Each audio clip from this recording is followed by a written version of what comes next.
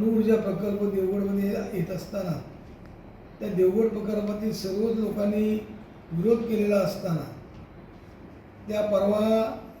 त्याला पर्याय म्हणून पालकमंत्र्यांच्या असलेल्या तालुका अध्यक्षांच्या माध्यमातून मुख्यमंत्र्यांनी एका जागी नसलेल्या ठिकाणी अन्य ठिकाणी अजून जागा फिक्स झाली नाही ह्या सांगणारे बोर्ड लावून लोकांची मनं वळवण्याकरता जे टेम्पोतून बॅनर घेऊन फिरत होते त्या बॅनरवाल्यांना काही लोकांनी आमच्या असलेल्या अडवलं.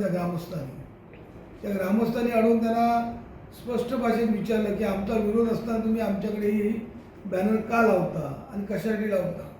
बाकी कोणत्याही प्रकारचा जातीवाचक वगैरे झालेला नसताना त्याला पालकमंत्र्यांच्या आदेशाने त्याला वळण जातीय आणून ॲट्रॉसिटी लावण्याचा दबाव पालकमंत्र्यांनी त्या ठिकाणी आणला. आणि ॲट्रॉसिटीमध्ये आमचे जे गणेश गावकर हे राहतात मिठमुंबरीमध्ये, प्रकार घडला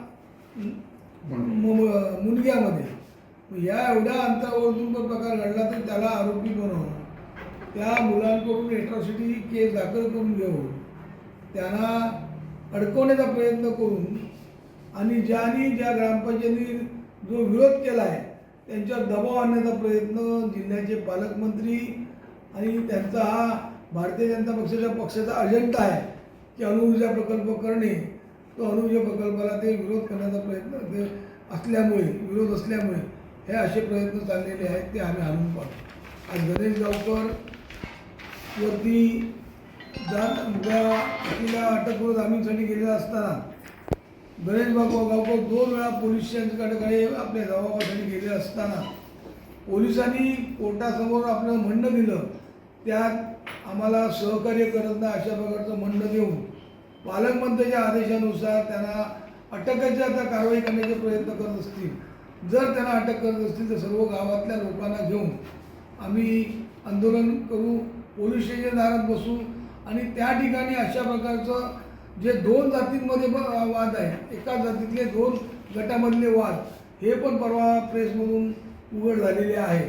एक गट म्हणतोय की ते असं काही भाजपचा गट म्हणतोय, पण एक जो गट आहे त्यांनी स्थानिक गट जे आहे त्यांनी याचा पूर्ण इन्कार केला की अशा प्रकारचे जातीवाचक शब्द वापरून की जातीवाचक हे असलेलं आयुध वापरून तुम्ही हे असे प्रकार करू नका आणि हे तेढ निर्माण करू नका अशा प्रकारचं त्यांनी सांगितलेलं असताना पोलीस यंत्रणा मात्र त्या ठिकाणी त्या पालकमंत्र्यांच्या आदेशानुसार याच्यावर दबाव आणण्याचा प्रयत्न करत असेल. पण पालकमंत्र्यांना आम्ही एकच इशारा देतो की असे जर दबाव आणलेत तर सर्व गावातल्या विरोध केलेल्या गावातल्या लोकांना पक्षभेद विसरून आम्ही रस्त्यावर उतरू आणि त्याला विरोध करू. आणि अशा ह्या कृत्याचं जसं दिल्लीच्या जंतर मंतरवरती ज्याप्रमाणे लाठीचार्ज झाला आणि त्याबद्दल लोकांचं म्हणणं होतं तशा प्रकारचा शेवटी आम्हाला या जिल्ह्या सर्व लोकांना घेऊन असे जर होत असेल तर राज्याचे मुख्यमंत्री आणि राज्याचे गृहमंत्री यांचा राजीनामा मागण्यासाठी आम्हाला पण रस्त्यावर उतरावं लागेल. एवढं सर्व पोलीस यंत्रणेने ध्यानात ठेवावं आणि पालकमंत्र्यांनी ध्यानात ठेवावं. जो अणुऊर्जा प्रकल्प होतो त्या प्रकल्पाला स्थानिक नागरिकांचा पूर्णपणे विरोध आहे. असं असताना तो विरोध पोलिसी बळांचा वापर करून प्रशासनाचा वापर करून मोडण्याचा प्रयत्न सरकार करत आहे. काही दिवसापूर्वी जे आंदोलन झालं त्या आंदोलनावर 36 आंदोलकांवर खोटे गुन्हे नोंद करून त्यांच्यावर कारवाई करण्यात आली. त्याचबरोबर जे आदल्या दिवशी 2 दिवसापूर्वी प्रकार झाल्यानंतर 2-3 दिवसानंतर गणेश गावकर आणि तिथल्या मुनग्यातील स्थानिक ग्रामस्थांवर तक्रार दाखल करण्यात आली आणि ही पूर्णपणे राजकीय तक्रार होती. आणि त्या संदर्भात खरं तर सुप्रीम कोर्टाचे आदेश आहेत की कुठल्याही चौकशीशिवाय कोणाला अटक करू नये जातीवाचक प्रकरणामध्ये. आणि त्याप्रमाणे पोलिसांनी खरं तर चौकशी केली पाहिजे. पोलिसांच्या चौकशीला गणेश गावकर आणि जे कोण आरोपी होते त्या आरोपींनी सहकार्य केलेलं आहे. असं असताना पोलिसांनी कोर्टामध्ये आपलं चुकीचं स्टे दिलं असं आमचं म्हणणं आहे. आणि जर पोलिसांनी योग्य पद्धतीने तपास न करता जर अटक केली किंवा जर त्यावर कारवाई केली तर आम्ही गणेश गावकर आणि मुनग्यातील स्थानिक ग्रामस्थांच्या बरोबर आम्ही शिवसेना म्हणून, सिंधुदुर्गवासी म्हणून आणि अणु प्रकल्प विरोधक म्हणून आम्ही ठामपणे त्यांच्या पाठीशी आहोत. असा दबाव आणून अशा प्रकल्पांना विरोध करण्याचं काम करणार नाही.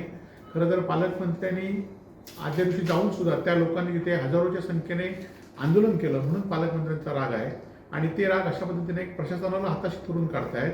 परंतु प्रशासनाने पण लक्षात घ्यावे, ज्या पद्धतीने देशात आणि राज्यात जो उद्रेक चालू आहे तो सुद्धा प्रशासन जर चुकीच्या पद्धतीने वाढत असेल तर सिंधुदुर्ग जिल्ह्यात होण्यास सुद्धा वेळ लागणार नाही आणि त्यामुळे योग्य तपास न करता जर कारवाई केली तर आम्ही निश्चितपणे सिंधुदुर्ग जिल्ह्यात अणुऊर्जा प्रकल्प विरोधात घेऊन आंदोलन करू. ताज्या अपडेट्स आणि ताज्या बातम्यांसाठी कोकण एक्सप्रेस डिजिटल न्यूज चॅनलला सबस्क्राईब करा, लाईक करा, कमेंट करा आणि शेअर करा आणि महत्त्वाचं म्हणजे बेल आयकॉनवर क्लिक करायला विसरू नका.